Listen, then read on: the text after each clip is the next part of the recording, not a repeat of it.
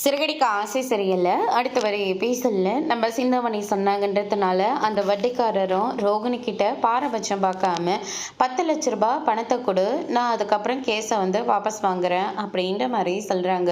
என்ன சார் 10 லட்ச ரூபாய் பணத்தை கேட்குறீங்க? கேஸை தானே வாபஸ் வாங்க சொன்னேன், நான் ஒன்றும் உங்களுக்கு பணம் கொடுக்குறதா சொல்லவே இல்லையே அப்படின்னு சொல்லிட்டு கேட்கவும், மனோஜ் பண்ணியிருக்கிறது ரொம்ப பெரிய தப்பு.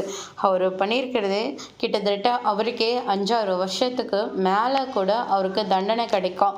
ஆனால் நீங்கள் 10 லட்ச ரூபாய் பணத்தை கொடுத்தீங்கன்னா இப்போவே நான் போய் கேஸை வாபஸ் வாங்கிக்கிறேன்.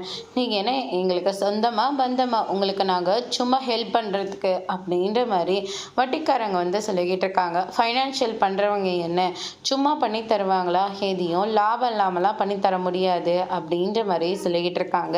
அதுக்கு அடுத்ததான் பார்த்தீங்கன்னா, அவ்வளோ பணம் எங்கிட்ட கிடையாது சார், கொஞ்சம் பாருங்க சார், வேணா உங்கள் காலில் கூட நான் விழுகிறேன் அப்படின்னு சொல்லிட்டு ரோகிணி சொல்லிக்கிட்டு இருக்காங்க. இந்த மாதிரி சமயத்தில் என் ஹஸ்பண்டை நான் காப்பாற்றினா அவர் ஃபேமிலியை விட்டுட்டு ஒன்று என் கூட வந்துடுவார், இல்லாட்டி என்ன அந்த வீட்டுக்கு கூட்டிகிட்டு போவார். அதனால தான் சார் இவ்வளோ தூரம் நான் போராடிட்டு இருக்கேன்.